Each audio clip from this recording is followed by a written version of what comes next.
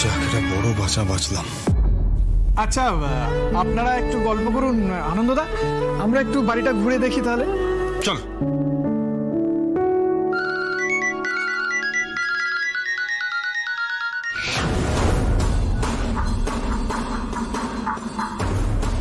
কি ভাবতে ভাবতেই শ্যামলীর ফোন, কিন্তু এতদিনে কখনো তুমি ফোন করেননি, বরং সবসময় ফোন করতে নাই করেছেন, সেখানে নিজে থেকে ফোন করছেন। ডেফিনেটলি সাংঘাতিক কিছু একটা করেছে।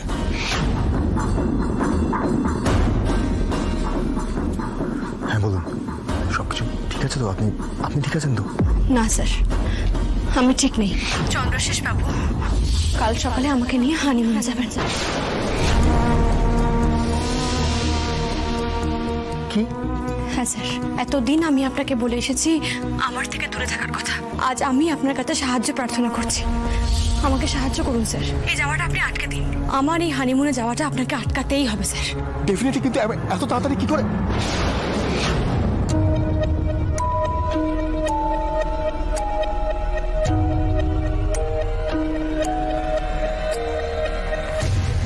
ক্যাটারিং এর বিজনেস তো আমাদের, ওই একটা ছোট্ট প্রবলেম আছে, আমি সলভ করে নেবো। হ্যাঁ,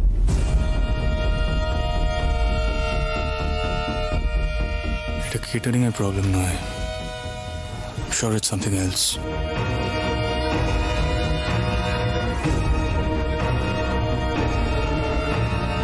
ঘর নিয়ে চিন্তা হচ্ছে তো? চিন্তার কিচ্ছু নেই। আরে আমাদের বাড়িতে ছেলেরা রয়েছে, নাতিরা রয়েছে, ওরা একটা ব্যবস্থা করে নেবো। আর মন ভালো করার আমার একটা উপায় জানা আছে। এক মিনিট।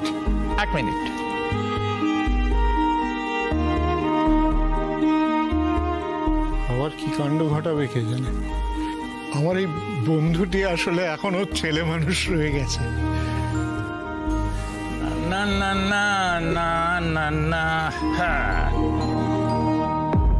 3 বন্ধু মিলে এক পেক করে মেরে দেবো, তারপর সব চিন্তা ফুস, দিল খুশ।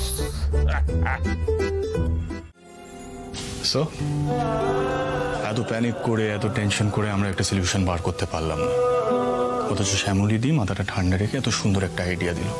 Quite commendable. হ্যাঁ, জানো তো ধ্রুব, এটাই আমাদের ইউএসপি। উনি এরকম ভাবেই মাথা ঠান্ডা রেখে আগে অনেকবার, শুধু আমাকে নাই, জোড়াবাড়ির অনেক সদস্যকেই উনি উদ্ধার করেছেন অনেকবার।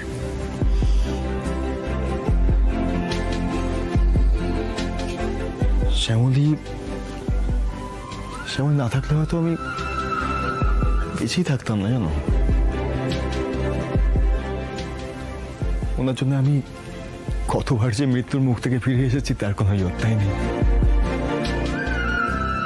নিজের কাছের মানুষকে ফিরে পাওয়াটা ভাগ্যের ব্যাপার দাদা, সবার ক্ষেত্রে সেটা হয় না।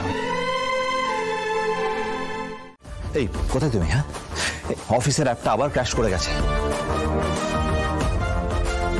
এক্ষুনি ঠিক না করলে না আমার কোটি কোটি টাকা লস হয়ে যাবে। তোমাদের এতগুলো টাকা দিয়ে আমি কেন পুষছি বলো তো? উনি নাকি স্যারকে পুষছেন, ইচ্ছে করছে কলার ধরে দিয়ে একটা ঘুষি মেরেছি। হ্যাঁ, ক্র্যাশ তো করবেই। আমি তো আপনার বাড়িতেই যাচ্ছিলাম। আসলে ওই মাস্টার ফাইলটা তো আপনার পার্সোনাল ল্যাপটপে রয়েছে, ওটাকে ওখানে গিয়ে ঠিক করতে হবে। হ্যাঁ তাই তো।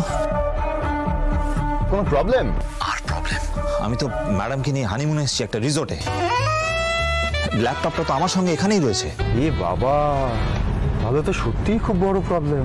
আচ্ছা অনেকে তোমার একটা কথা বলো, এটা ছাড়া আর কোনো উপায় নেই? চন্দ্রশেষ বাবু, আপনি মনে করে দেখুন, আগের বার যখন প্রবলেম হয়েছিল তখন আপনার ল্যাপটপটাই দরকার হয়েছিল, কারণ ওখান থেকেই তো ঠিক করতে হবে, এটাই সিস্টেম। আচ্ছা, আপনি একটা কথা বলুন আমাকে, যে আপনি এখন কত দূরে আছেন? আমি এই কলকাতা থেকে 1.5-2 ঘন্টা দূরের একটা জায়গায় এসেছি। শোনো, একটা কাজ করো, উপায় যখন নেই তুমি ড্রাইভ করে এখানে চলে এসো, আমি তোমায় লোকেশন পাঠিয়ে দিচ্ছি। এ বাবা, চন্দ্রশেষ বাবু, এখন এত দূরে যেতে হবে? আসতে হবে, ইটস অ্যান অর্ডার। আচ্ছা ঠিক আছে, আপনি যখন বলছেন তাহলে আমি এক্ষুনি গাড়ি উড়িয়ে নিয়ে আসছি।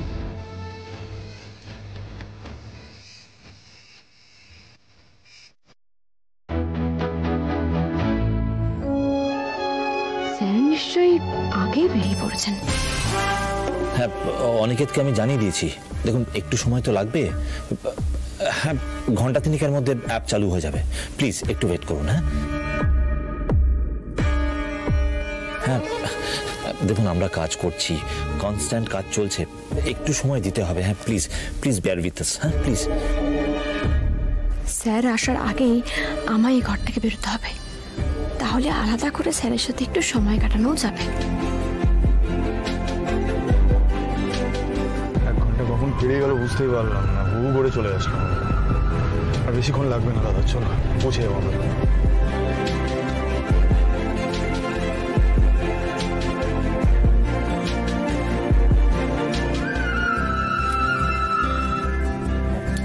আমি সলভ হয়ে গেলেই আপনাদের জানিয়ে দিচ্ছি। হয়ে যাবে, হয়ে যাবে। প্লিজ একটু ওয়েট করুন।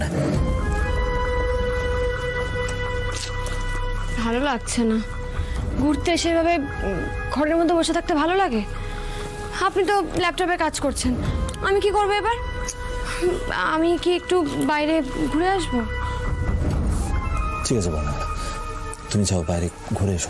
আসলে কি বলতো, অনেকের যতক্ষণ না আসছে না, আমাকে এখানে বসে এটা পুরো মনিটরিং করতে হবে। তুমি যাও না, তুমি বাইরে গিয়ে রিসোর্টটা ঘুরে দেখো, খুব সুন্দর। হ্যাঁ, আমি একটু ওয়েট করি, আমি একটু দেখি এখানে কি হচ্ছে। হ্যাঁ, প্লিজ।